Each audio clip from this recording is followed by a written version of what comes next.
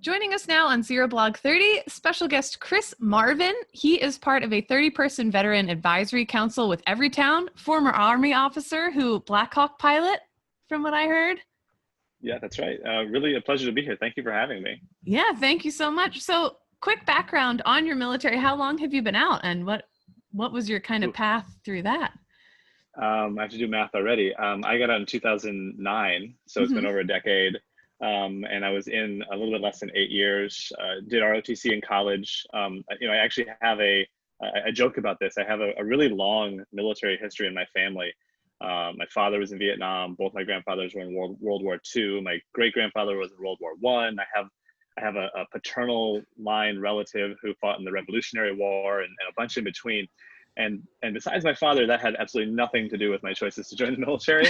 I just needed money for college, and I had an ROTC scholarship, and I really wanted to go to Notre Dame, which is where I went, and that all worked out for me. And ended up being a Black Hawk helicopter pilot, which ironically my father had been as well. So I accidentally followed in his footsteps, but yeah. That's always the version that sounds, I'm always like, it was definitely 100% 9/11, and not that I drank too much beer in college and played rugby too much and got into too much trouble. It was that, But yeah, no, long family military history, proud tradition of that. But so you flew Black Hawks, and where were you based out of? So after flight school, I was stationed in Hawaii. I took a role as a platoon leader in the 25th Infantry Division almost immediately. And within a year, we deployed to Afghanistan. So relatively early in Afghanistan, early 2004. First deployment out of Hawaii since Vietnam. So a lot of interesting sort of things, related to the division and mobilizing the division. My deployment was cut short. I was home I guess I was on my way home by August. I was wounded pretty badly in a helicopter crash near the Afghan-Pakistan border, which, I broke both of my legs and my arm and broke all the bones on one side of my face, did a lot of damage to my knees, my hips, my shoulders, and an unceremonious way to end my aviation career with, the one more takeoff than landing in my career. Right. But it took me a long time to kind of adjust to that. I was still in the military for a while after that, going through rehab and surgeries and therapy and whatnot, and then sort of figuring out I was eventually medically retired. And it took me years even beyond that to realize that experience was probably one of the best things that ever happened to me because of kind of what I was able to make out of it. And the reason it took me so long is because there was one of my soldiers died in a helicopter crash. And it's really hard to sort of come to grips with the idea that when someone loses their life, that it can turn into something good for me. But Right. I then came to this realization that if I don't do that, right, if I don't make it one of the best things, then then what else? What am I doing for him? You know what I mean? Right. How can you honor their life by by what you're doing with mine? Right. Absolutely. So after that, difficult, really probably very difficult few years, especially we've had veterans on who, years in recovery and healing and all that. And then all of a sudden, and you're surrounded by this support network, all of a sudden you're out.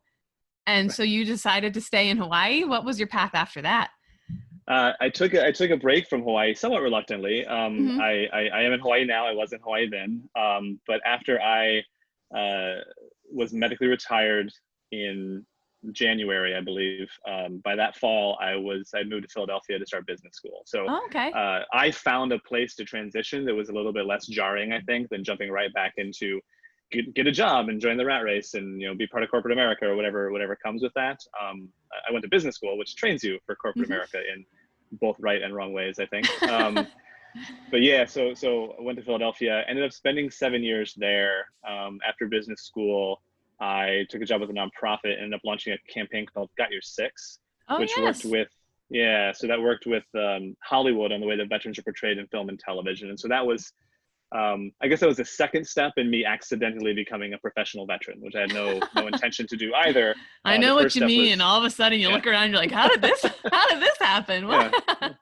Didn't plan this, but none of the best things are planned. But I'd previously worked and helped. I was one of the first employees of the Mission Continues when they were just a young startup.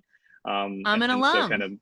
So oh, you are? I didn't know that. I'm a Mission Continues alum, and that's kind of what led to my career today. I was volunteering with them, and then The Daily Show with Jon Stewart was doing the veteran immersion program, I said, oh, put Right. me in. And then I knew I wanted to be in showbiz somehow, some way the rest of my life. And I kind of credit the mission continues with the path that my life has taken.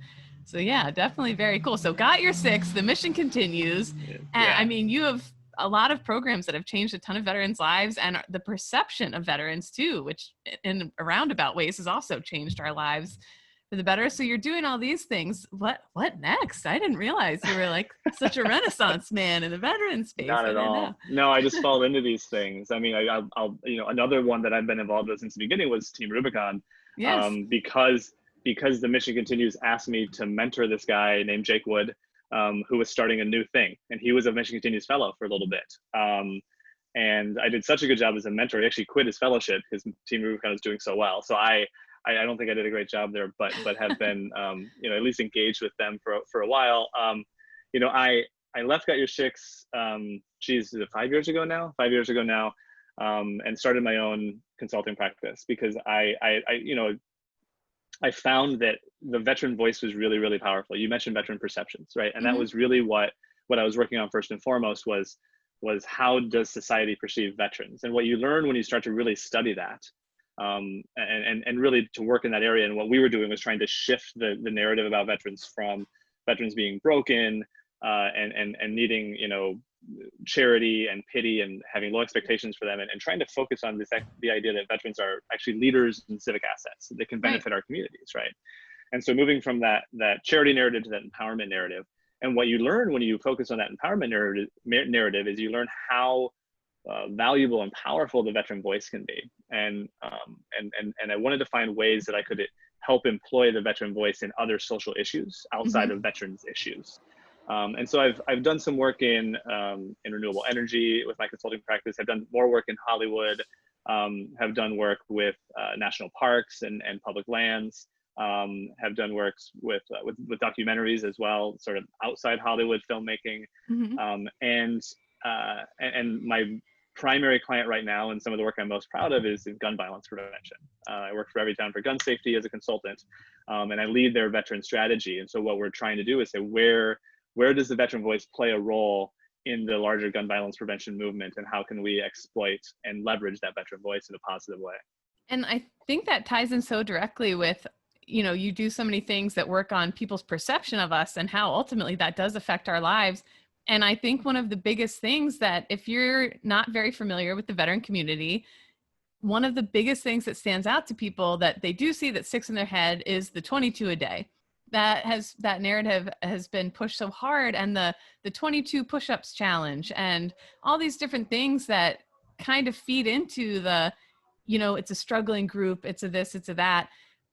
And I feel kind of torn talking about it. Sometimes I don't quite know how to talk about it, because there is truth to that, about 20 suicides per day for veterans. But at the same time, I see the push-ups thing and I see that, and I'm like, good initiative. I don't know if that's the best judgment. I don't know if that's the best way for us. And so through your work with Everytown, you have coming up on September 29th, 6 p.m. Eastern, the role of guns in veteran suicide. I think we talk about, hey, let's just stop it and prevent it. But one of the conversations that I think, probably because it's so difficult to have, is how are these suicides happening? And 70%, up to 70% involve a gun somehow. And when I read that stat this week, because new legislation, lawmakers have reached a deal this week to send sweeping veteran suicide prevention legislation to the White House.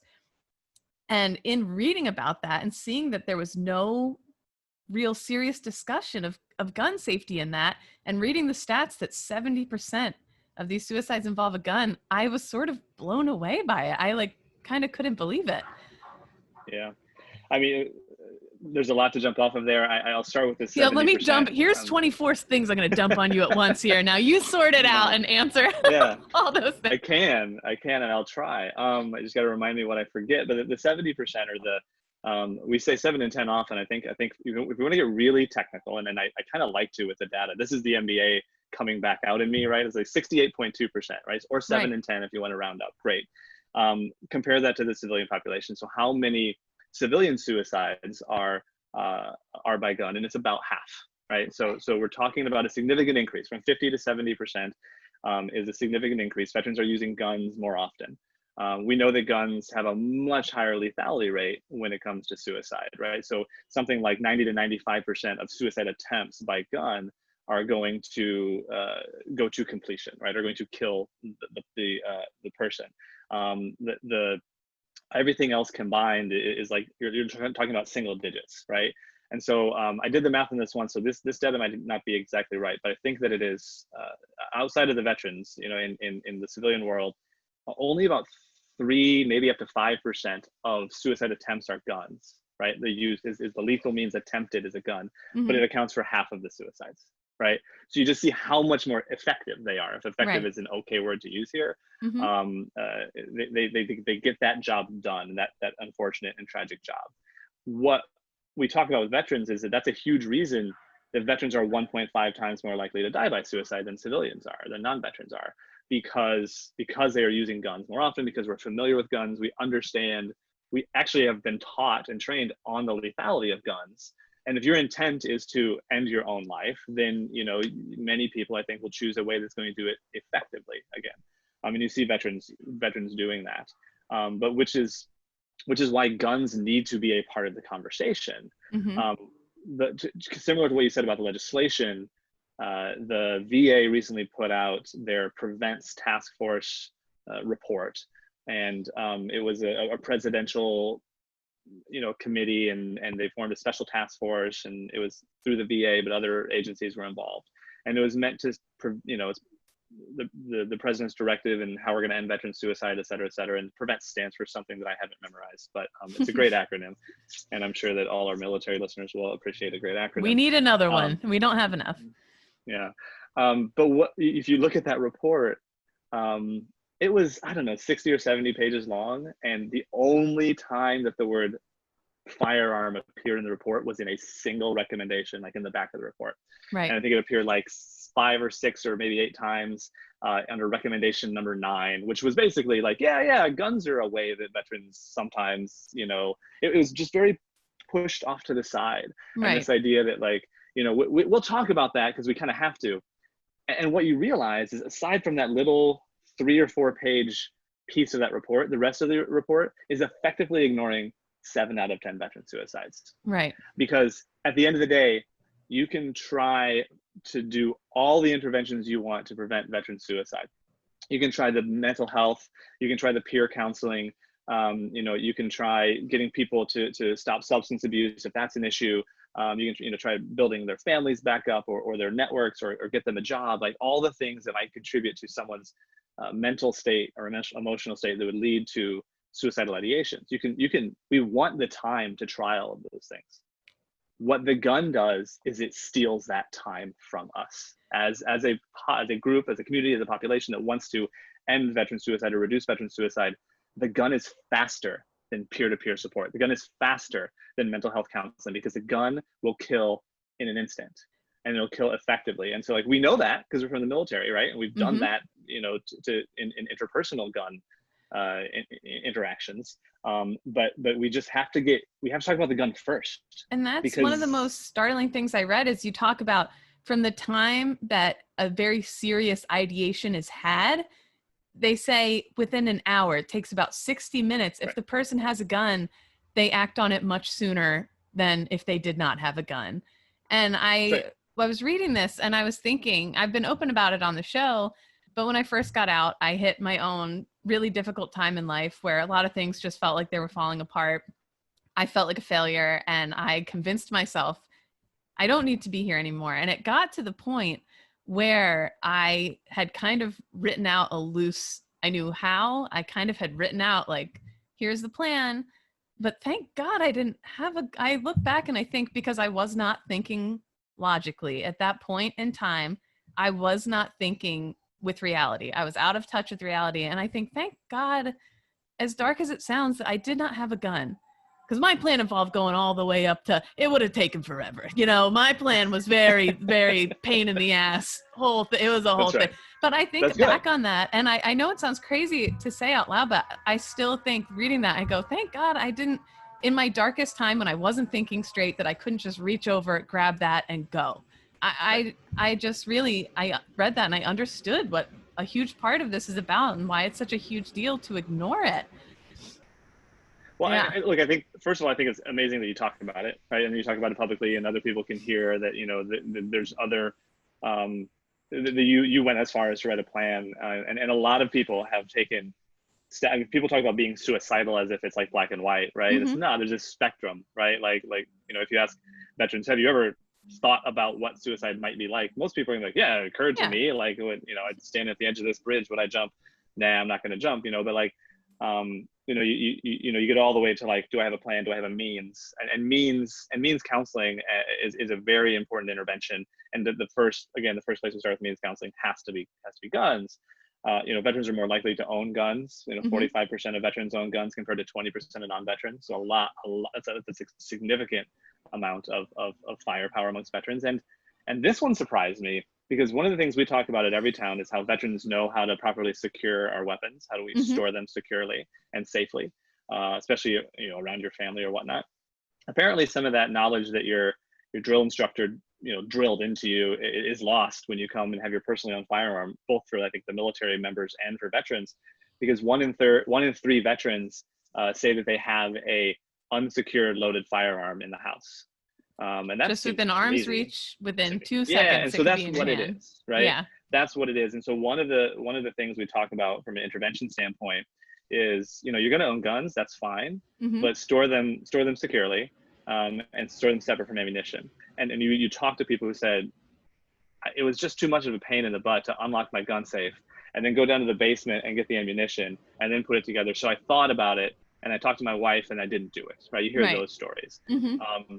A guy on our Veteran Advisory Council named Mike Washington, he goes by the nickname Top, Master Sergeant from the Marine Corps, amazing guy, lost his son in Afghanistan. His son is actually in 2-7 Marines, who is a unit that is notorious for the number of suicides that they've had, but he lost his son in combat, was despondent afterwards, and tells a story. He wrote an op-ed in the Washington Post last week, tells a story about standing at the on a bridge wanting to jump, right?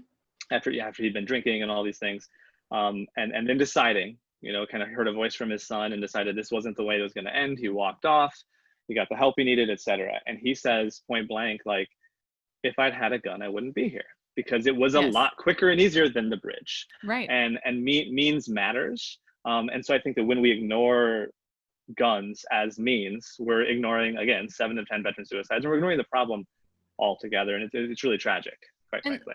Like you said, and it is a difficult, I feel like as soon as you bring up the topic, people get quite up in arms about it. And it's a very difficult conversation to have. Well, we fought for this, like these veterans fought for this country. How could you, are you talking about taking their guns and blah, blah, blah. And it gets heated very quickly. But two, just safe storage and limits. If you're having a difficult time, do you have people in your life who can maybe hold on to them for you, or to know to have you lock it up securely? Or these are conversations that should be had. It's not that we're going to come take your guns away. It's, let's be smart about this. Then if you're having trouble, let's sit down and talk about this and figure something out. I feel like that's so sensical. Well, a lot of we make in gun violence prevention, we make a lot of comparisons to cars, right? And like the barrier that it takes to get to cars, and the freedom that you're allowed to have a car with its license. Look, this is a much cleaner and better analogy, because it's not about cars, it's about the buddy system, that it has to do with cars. If you are a veteran who feels like you're in crisis or that you might be suicidal, find a buddy, a relative, a neighbor, a friend, whatever, and say, here's the keys to my gun safe. Just like you would say, I've had too much to drink, here are the keys to my car. And just like I would say as the sober person, like, hey man, you had too much to drink, give me your keys. If I know my friend's in crisis, I'm going to say, you're in crisis. Do you have a gun in the house? You do? Okay, cool. Either give me your keys or let me program your gun. So you don't have to give me your gun. Keep the gun in your possession. I get that. That's taking the gun out of your house takes away something from you. Let's restrict your access to it, and let's do it with someone who's a friend. It's what we kind of are talking about as a DIY ERPO, and that's 2 acronyms, which is awesome. The first one everybody knows, do it yourself, but the ERPO is Extreme Risk Protection Order, or red flag laws. And 17 states have these, where, you know, a spouse or a loved one or somebody can petition the law enforcement to come actually take guns from someone who might be a danger to themselves or others. Look, A, that's only in 17 states. B, a lot of people don't want to do it or aren't aware of it. It's much simpler and just as effective if you let take the keys, just like you would take the keys to the car. And I think as veterans, that's sort of an accountability measure that we should all be really aware of and willing to take part in on either end, either as the person giving or taking the keys. And I think knowing too, we talk about, well, what do you do if you can tell one of your veteran buddies or just anybody of your friends is struggling? And I think one of the things we're not taught is to say like, hey, do you have a gun?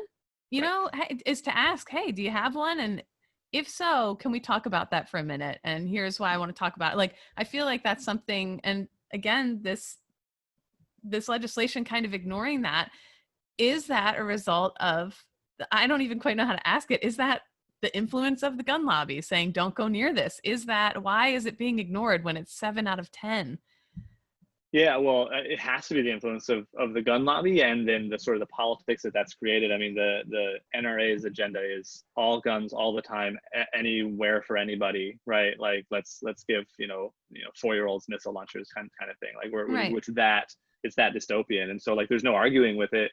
It's couched in the Second Amendment, but we can absolutely find the middle ground to have these conversations without saying I need to take away your guns, right? Whether Right. it's temporary or permanently, we can just say let's just be responsible. You as a veteran, any veteran or any person who could find themselves in crisis and contemplate suicide can take the first step when they're more in their right mind, right, and more thinking clearly, to store those guns safely, right? That's the first thing, and then to also know to, like you said, identify signs of crisis, and then hear those calls for help, and then separate a gun. I've had an instance where a friend of a friend said that her spouse was potentially suicidal, and my first question, I mean, he's a veteran. My first question was, "Is there a gun in the house?" Mm-hmm. Because she felt helpless. She felt Right. completely helpless. She saw the signs, and she didn't know what to do.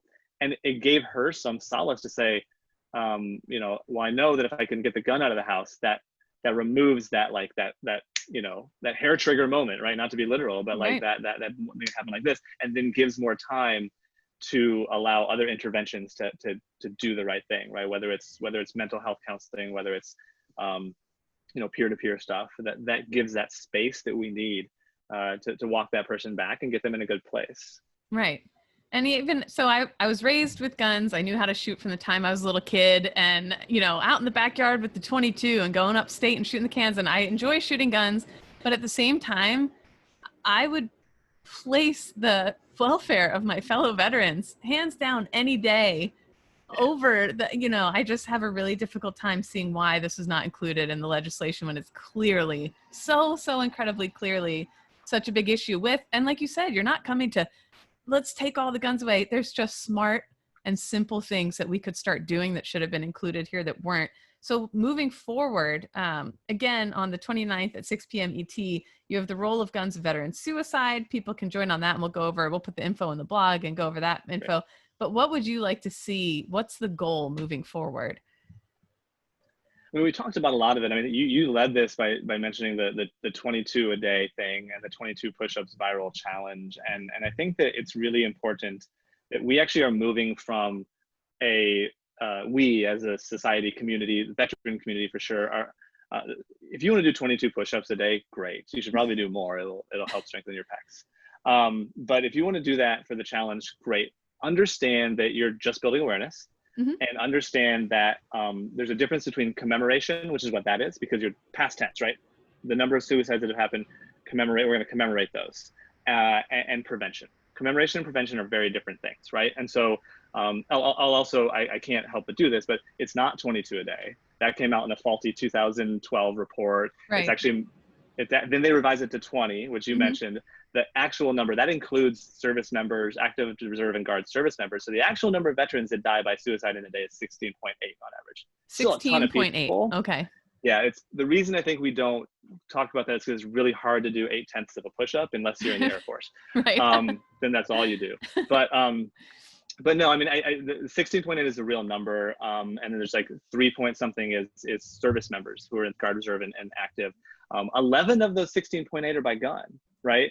And so it's hard to figure out, like, what are we doing when we want to build awareness for false data, Mm-hmm. right? Like, what does that even mean? And Right. so I get that these people are good intentioned, but I'm also really concerned about the fact that we know in certain cases, raising awareness for an issue like veteran suicide could actually not cause the numbers of, you know, veteran suicide rates to go down. It could actually cause them to go up, right? Right. Because it sometimes people feel like they're been given permission to because, well, someone else did it, I'm 22 just people a day another do it, one of the I can 22 a do it too. day.